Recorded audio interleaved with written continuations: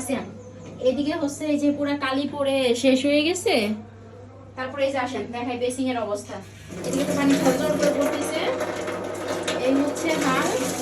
এত সময় ধরে কালো পানি পরিষ্কার করলাম, করার পরে নলকাটা এবার লাগাই দিতে হবে। আর এই হচ্ছে আমার যে পানির মধ্যে কালারগুলো পড়ছিল, এরকম অবস্থা, বাজে অবস্থা হয়ে গেছে। তাই যে নিচের অবস্থা তো দেখতেই পাচ্ছেন, এরকম বেহাল দশা পুরা।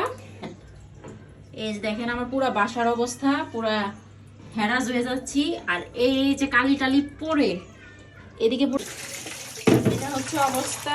তো বাটিতে ভাত রয়েছে, এগুলোর এখন সাইজ করতে হবে। তারপরে ভাবতেছি যে পুরো কিচেনটা আগে তারপর পরিষ্কার করি, হাঁড়ি পাতিল মাজি।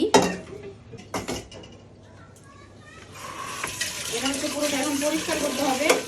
আর এইদিকে দেখেন এই অবস্থা, ওমা হচ্ছে পানির অবস্থায় যে পুরো জামা কাপড় ভিজা আমার শেষ হয়ে গেছে।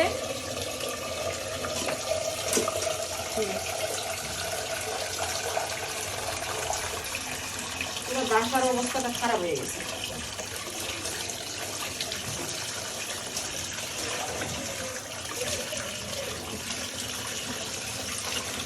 এখানে একটা সাবান রাখা ছিল, দেখেন সাবানের নতুন সাবানের কালারটা কিরকম হয়ে গেছে।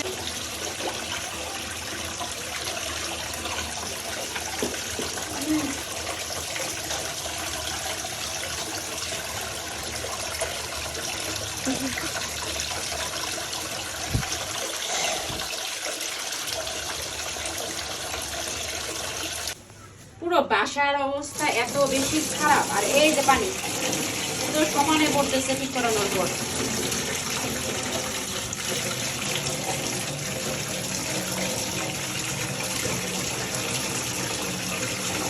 যাই হোক,